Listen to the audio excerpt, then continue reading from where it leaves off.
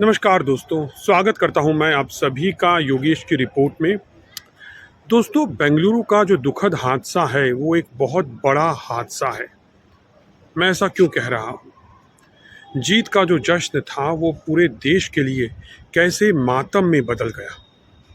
और अफसोस कि इस हादसे के जिम्मेदार अभी तक जश्न में डूबे हुए हैं। दोस्तों, मंगलवार को अहमदाबाद में खेले गए आईपीएल 2025 के फाइनल में आरसीबी ने पंजाब किंग्स को 6 रनों से हराया और अपनी पहली आईपीएल ट्रॉफी जीत ली। 18 साल के लंबे इंतजार के बाद ये जीत बेंगलुरु के लिए ऐतिहासिक जीत थी। दोस्तों, बुधवार को बेंगलुरु में भव्य जश्न की तैयारी हो रही थी, लेकिन जश्न का माहौल उस वक्त मातम में बदल गया जब चिन्ना स्वामी स्टेडियम के बाहर हजारों फैंस की भीड़ बेकाबू हो गई।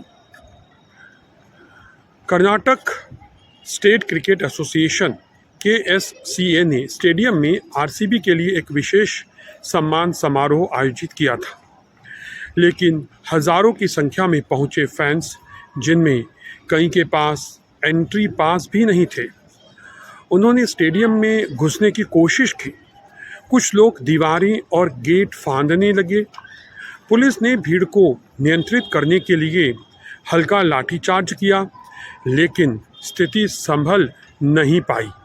दोस्तों, खबरों के मुताबिक इस भगदड़ में कम से कम 7 से 24 लोगों की मौत की खबर है अभी तक, और 25 से ज़्यादा लोग घायल हुए हैं। दोस्तों, जिनमें दुखद बात यह है कि एक 6 साल की बच्ची भी शामिल बताई जा रही है, और घायलों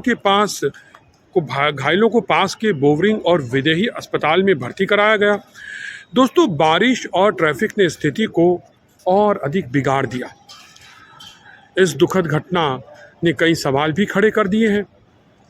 अब हाल ही में हैदराबाद में एक जो फिल्म स्टार हैं अल्लू अर्जुन, उनके कार्यक्रम में भगदड़ मचने पर जो मामला हुआ था वो भी अब सुर्खियों में है, क्योंकि अल्लू अर्जुन के कार्यक्रम में भगदड़ मचने पर उनके खिलाफ गिरफ्तारी और मुकदमा हुआ था। दोस्तों, तो क्या इस बार आरसीबी की जीत के जश्न में हुई भगदड़ के लिए जिम्मेदार लोगों पर कार्रवाई भी होगी? क्योंकि अल्लू अर्जुन के मामले में तो हमने कार्रवाई देखी थी, और पिछले साल दिसंबर 2024 में हैदराबाद के संध्या थिएटर में ये वाकया हुआ था। अल्लू अर्जुन की जो फिल्म थी वो पुष्पा 2 थी, और उसके प्रीमियर के दौरान भगदड़ मच गई थी। आपको याद होगा, इस हादसे में एक महिला की मौत हो गई थी, दुखद मौत, और उसका बेटा गंभीर रूप से घायल हो गया था। तेलंगाना के मुख्यमंत्री रेवंत रेड्डी ने अल्लू अर्जुन पर आरोप लगाया कि उन्होंने बिना पुलिस की अनुमति के रोड शो किया था और भीड़ को उकसाया। इसके बाद अल्लू अर्जुन को 13 दिसंबर को गिरफ्तार कर लिया गया। दोस्तों, उन पर कई धाराओं में मुकदमा दर्ज हुआ। हालांकि उन्हें तेलंगाना हाई कोर्ट से जमानत जो है वो मिल गई थी। इस मामले में विपक्षी दलों ने सरकार पर फिल्म स्टार को निशाना बनाने का आरोप लगाया, लेकिन सीएम ने कहा कि कानून सबके लिए बराबर है। अब सवाल ये है कि बेंगलुरु की इस ताज़ा भगदड़ के लिए जिम्मेदारी आखिर किसकी है? क्या आयोजकों, पुलिस या प्रशासन की कोई लापरवाही थी?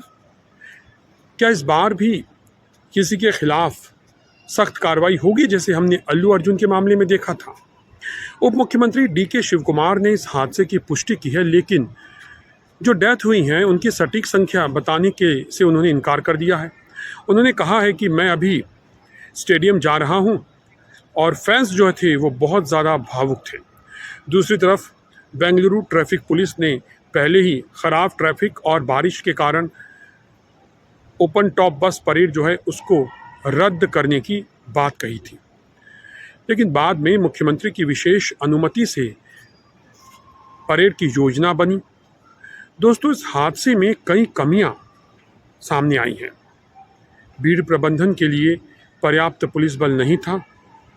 स्टेडियम के गेट नंबर 3 पर भगदड़ की स्थिति तब बनी जब गेट खोलने के बाद फैंस बेकाबू हो गए।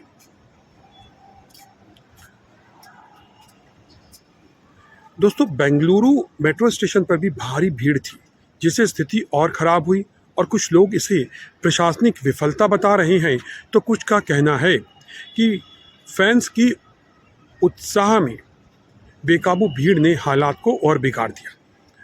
इस तरह के हादसों में जिम्मेदारी को तय करना बेहद ज़रूरी हो जाता है और आयोजकों को ये सुनिश्चित करना चाहिए था कि भीड़ प्रबंधन के लिए पर्याप्त इंतज़ाम हो। पुलिस को भी पहले ऐसी स्थिति का आकलन करना चाहिए था।